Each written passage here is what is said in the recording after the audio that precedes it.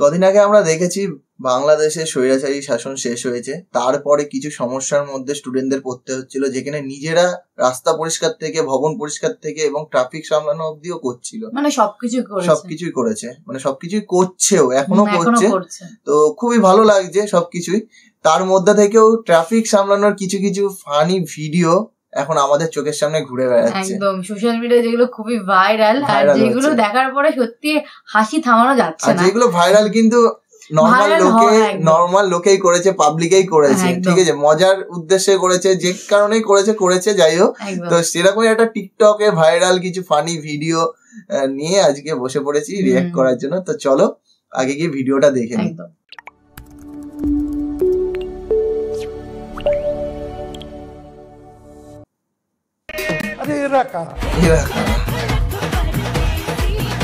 বাসায় মারে সাহায্য করে না কাজে, আর রাস্তায় আইসা ট্রাফিক সাজে। এই ভিডিওগুলো আমি দেখেছি। তুমি নিয়ন্ত্রণ করছো গাড়ি, সেজন্য কি খুবই দরকার পরা শাড়ি? এটা কি হচ্ছে না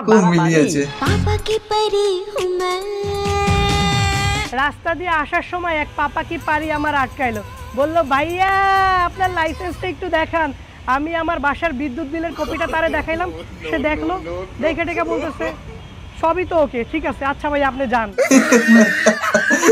মানে ভাই প্রত্যেকটা ট্রাফিক সিগনালে যেখানে 4 থেকে 8 জন করে ট্রাফিক পুলিশ দাঁড়াতো, সেখানে 30 থেকে 40 জন করে স্টুডেন্ট দাঁড়ানো। সেই জায়গায় বাড়তি কোনো মেয়ে না থাকলেও চলে, তারপরও ইচ্ছা হইলো স্বেচ্ছাসেবী হিসেবে তুমি যা দাঁড়াইলা, কিন্তু একদমই শাড়ি পরে রাস্তার মাঝখানে দাঁড়ায় এমন করা, হোয়াট ইজ দিস ম্যান? রং বং ভালো জানে, রং ঢং তো না, শুধুই পুরাই নেকামির শেষ সীমা না। প্রথমত রাস্তার ডান পাশটা দাঁড়ানোর কোনো জায়গাই না, তার উপর আবার আপনি যা মাঝ রাস্তা বরাবর দাঁড়াইছেন। এখন একটা মানুষ কি গাড়ি চালানোর সময় রাস্তা দেখবে নাকি আপনার থোবরাটা দেখবে? এসব দেখতে দেশ স্বাধীন করছিলাম, আইসক্রিম খাবো আর মানুষের গাড়ি চালানোতে ডিস্টার্ব করবো। এর কপাল ভালো যে উপর দিয়ে কেউ গাড়ি উঠায় দেয় নাই। অ্যাটেনশন সিক করার পাশাপাশি আপনি যে ফ্রি খাইতে দাঁড়াইছেন, এটা আপনাকে দেখলেই বোঝা যায়, এক ঢিলে 2 পাখি। শাড়ি সামলাইতে হিমশিম খেয়ে যাইতেছে, ট্রাফিক সামলাইবে আর কি? ঢং করো তুমি। এই আপা 2 থেকে 3 দিন ট্রাফিক কন্ট্রোল করতে এসে যতগুলো ভিডিও না সোশ্যাল মিডিয়াতে পোস্ট করছে, ভাই আমরা সারা বছরও ততগুলো কন্টেন্ট সোশ্যাল মিডিয়াতে পোস্ট করি না। শুধুমাত্র এই আপা না, ওনার কিন্তু রাজপথের কিছু সহযোদ্ধাও রয়েছে। উনি তো তাও শাড়ি পরে দাঁড়ায় ছিলেন, কিন্তু কিছু আলট্রা লিজান তো শাড়ি পরে বসেই পরে রাস্তার মাঝখানে। খুব ক্যামেরাটা প্যান করতেছে, তারপর আবার ফোকাস অনুযায়ী পোজ দিতেছে। আমার তো এখন মনে হয় উনি সিনেমাটোগ্রাফারটাও ভাড়া করে নিয়ে আসছে। খুব কষ্ট যে বলো। পেছনে গাড়ির ভেতরে বসা মানুষগুলো কতগুলো বিরক্ত হইতে পারে ভাই, একটু চিন্তা করেন। তারা মনে মনে কি বলতেছে? নিকাল লাউড়ে পহলি ফুরসত মে নিকাল। ইনারা বুঝতে পারছে নরমাল জামা কাপড় পরে এসে রাস্তার মাঝখানে দাঁড়ালে তো মানুষজন আর তাকাবে না, কিন্তু একটু শাড়ি পরে এসে যদি একটু এমন করে তাহলে মানুষজন তাকাবে আর বলবে ওয়াও বিউটিফুল। এজন্যই মনে হয় ওনারা শাড়ি পরছে। আমি বাঙালি নারী, আমি হাতি চুরি করব, আমি শাড়ি পরব। ঠিক আছে, তা না হয় পরবেন, তা আপা শাড়ি চুরি পইরা আন্দোলনে নামলেন না কেন? আন্দোলনে কিভাবে নামবে? তখন তো তাদের চিবিলক ছিল।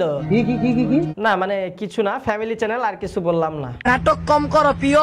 আসল বিষয়টা হচ্ছে ইনারা হচ্ছে চরম লেভেলের অ্যাটেনশন সিকার। মানুষের অ্যাটেনশন পাওয়াটাই ওনাদের মূল উদ্দেশ্য। যদি আসলে ইনারা সমাজ সেবায় আসতেন তাহলে এরকম নেকামি রিঅ্যাকশন দিয়ে শাড়ি পরতেন না। কই সারা দেশে তো আরো লক্ষ লক্ষ মেয়েরা ট্রাফিকের কাজ করতেছে, তারা তো শাড়ি পরে আর এরকম নেকামি রিঅ্যাকশনও দিতেছেন। আচ্ছা মানলাম আপনি শাড়ি পরে সমাজ সেবা করবেন, ঠিক আছে, আপনি শাড়ি পরে করেন, তাহলে প্রত্যেকদিন এরকম 10টা-15টা করে ভিডিও আপনার সোশ্যাল মিডিয়াতে পোস্ট দিতেছেন কেন? একটা ভিডিওতে এনাফ, সব মিলে একটা ভিডিও দেখাই দিলেন সোশ্যাল মিডিয়াতে, আপনি সমাজ সেবা করছেন। আর রাস্তার চাল চলনে ভাই যেই লেভেলের নাকামি দেখাইছেন, আপনারা পুরো সার্কাসের সং ফেল। তুই সার্কাসে যা, সার্কাসে যাইয়া বালুকের খেলা দেখা। এনারা কি একবারও ওনাদের পোস্ট করা ভিডিওগুলোর নিচের কমেন্টগুলো চোখ দিয়ে দেখে না, নাকি চোখ তখন এমনি বন্ধ করে রাখে? মানে কমেন্ট বক্সে যে মানুষ এদের নেকামিরা একদম ধুইয়া মুইচ্ছা ঘইসা উড়াইয়া দেয়, চোখে পড়ে না। ও ঢঙ্গি মে রঙ্গ না কমেন্ট দেখার সময় কোথায়? কথা বলি, ছাত্রছাত্রীরা তোমরা ট্রাফিক নিয়ন্ত্রণের কাজ করতেছো, রাস্তাটা খুবই ভালো উদ্যোগ, কারণ এই মুহূর্তে যদি ছাত্রছাত্রীরা রাস্তায় না থাকতো তাহলে ট্রাফিক একদম জ্যাম লাগে পুরো একটা মেসাকার অবস্থা হয়ে যেত। গুরুত্বপূর্ণ কথা বলবো, অনেক রাস্তায় দেখা যায় তোমরা একদম রাস্তার মাঝখানে 10 মিটার দূরে দূরে একজন একজন করে দাঁড়ায় থাকো। আমি বুঝতে পারছি তোমরা রিক্সাগুলো যেন মেইন সাইডে মানে ডান সাইডে না যায় সেজন্য দাঁড়ায় থাকো, তাদেরকে বাম সাইডে চাপায় দাও, বাট এইটা কিন্তু খুবই রিস্কি। আমার ব্যক্তিগত জীবনের 3 বছরের ড্রাইভিং এক্সপিরিয়েন্স থেকে তোমাদের বলবো, অনেক ক্ষেত্রে দেখা যায় সামনে যদি কোনো গাড়ি স্লো যায় তাহলে পিছনের গাড়িটা ওভারটেক করার জন্য সে কিন্তু বাম সাইড দিয়ে টান দেয়, অর্থাৎ স্পিড বাড়ায়। তখন তোমরা যে দাঁড়ায় থাকবে সামনে সে কিন্তু খেয়াল করবে না, তার গাড়ির পাশ দিয়ে সেই স্পিড বাড়াবে, তোমরাও দাঁড়ায় থাকবে, হুট করে সামনে এসে পড়বা, একটা অ্যাক্সিডেন্ট হবে। সো এটা কিন্তু খুবই রিস্কি।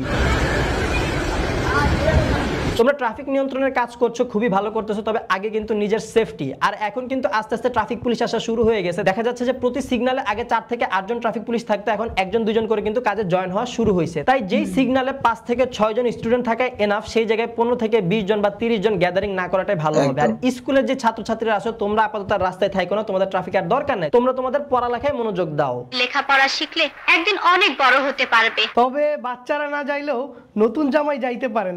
জামাই সেজে আমি হাজির হয়েছি। আমার মনে হয় বেচারা তার বিয়ের দিন বউ নিয়ে বাসর ঘরে যাচ্ছিল, এমন সময় ছাত্রছাত্রীরা তার গাড়িটা আটকায়, গাড়ি আটকায় কাগজপত্র দেখতে চায়, তখন হয়তো কোনো কিছু মিসিং ছিল, তখন বলে যে ভাই আসেন ট্রাফিকের কাজ করে যান, শাস্তি। সো গাইস, ভিডিওটা এতটুকুই ছিল। আশা করছি ভিডিওটা আপনাদের কাছে ভালো লেগেছে। আর ছাত্রছাত্রীরা তোমরা কমেন্ট বক্সে জানাও যে তোমাদের ট্রাফিক সামলানোর এক্সপিরিয়েন্স কেমন, আর আপনারাও জানান আপনাদের রাস্তায় বের হওয়ার অভিজ্ঞতা কেমন। সবাই ভালো থাকবেন, সুস্থ থাকবেন, দেখা হবে আপনাদের সাথে পরবর্তী ভিডিওতে খুব জলদি।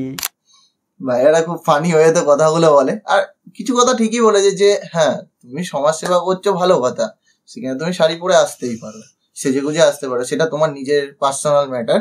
বাট এই যে তুমি পোস্ট করছো ডেইলি বেসিসে 2-3টে করে 4টে করে দিন বেসিসে, এগুলো ঠিক না। একটা হ্যাঁ তুমি করছো কিছু একটা, তুমি নিজে একটা লোককে ইনফ্লুয়েন্স করার জন্য কিংবা সেটা করা যেতে পারে। একটা ভিডিও শেয়ার করলে কিংবা পোস্ট করলে সেটা আলাদা জিনিস, কিন্তু এইভাবে, কারণ এতে তোমাদেরও ক্ষতি। হট করে যদি কোনো গাড়ি এসে মেরে দেয় তো তোমাদের ক্ষতি হবে। আর হ্যাঁ, অনেক স্টুডেন্ট ভালো কাজ করছে, ট্রাফিক সামলাচ্ছে, এটা আমি দেখেছি, এটা আমরা প্রত্যেক নিউজ দেখছি। আর আমি অনেক ব্লগারের ভিডিও দেখি, সেটা হচ্ছে বাংলাদেশি যারা বাইক রাইড করে, মোটর ব্লগ করে, তো তাদেরও অনেককে ধরছো তোমরা, তাদেরকে যে লাইসেন্স দেখতে চাইছো, অনেক ভালো কথা, অনেক ভালো কাজ করছো। বাট এতগুলো লোক মিলে না করলেই বেটার, কারণ তাতে আরো বেশি তোমাদের ক্ষতি। কারণ অনেক লোক যদি রাস্তায় একভাবে দাঁড়িয়ে থাকো, একটু পরপর ধরো, তো হট করে গাড়ি দাঁড়িয়ে গেলে পেছনের গাড়ির সাথে অ্যাক্সিডেন্ট হতে পারে। নিজেদের সেফটি আগে, কারণ তোমরা যেহেতু কোনো হেলমেট টেলমেট কিছুই নেই, যারা ট্রাফিকে থাকে নর্মালি আমাদের ক্যালকাটা সাইডে যদি দেখা হয়, হেলমেট সবসময় ওদের থাকে, আর বুট ফুট সবকিছু গার্ড ফাট পরে থাকে। লোকের দরকার হয় না ট্রাফিকে, মিনিমাম এক একটা ট্রাফিকে 5-6 জন থাকলে হয়ে যায়। তো এই জন্যই বলছি তোমরা সেফ থেকো, ব্যাস তাহলেই হবে। তো যাই হোক, ভিডিওটা ভালো ছিল, মজার ছলে দেখলাম, ভালো লাগলো। আর তোমাদের সত্যি কার কিরকম ট্রাফিকে এক্সপিরিয়েন্স সেটাও হলো, এতদিনে কেমন এক্সপিরিয়েন্স হলো সেটা কমেন্ট বক্সে লিখে দিয়ে যাও। তো চলো দেখা হচ্ছে নেক্সট ভিডিওতে, ততক্ষণের জন্য টাটা।